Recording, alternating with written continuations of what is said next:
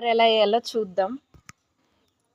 ఇది షేనీ కలర్, అదే మనం అంటాంగా వైట్ పాలిష్ టైల్స్ 1, తెల్ల ఇది మెడిసే సుద్ద, నీళ్ళు, కుమ్మ కలర్ పోసేసి పక్కకు పెట్టుకోండి.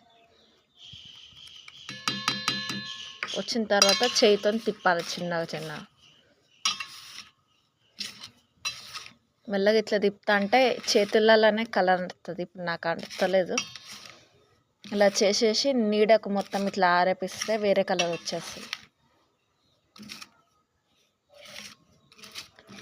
చూసారు కదా, చూసేటప్పుడే పింక్ వచ్చేసింది. లైట్ అంటే లైట్ పింక్ కలర్ వచ్చేస్తుంది.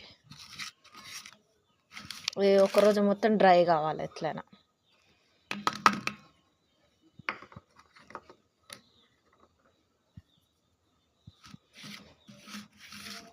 గ్యాప్స్ లేకుండా ఇలా చేసిన తర్వాత మనం ఒక దగ్గర ఆరబెట్టేద్దాం.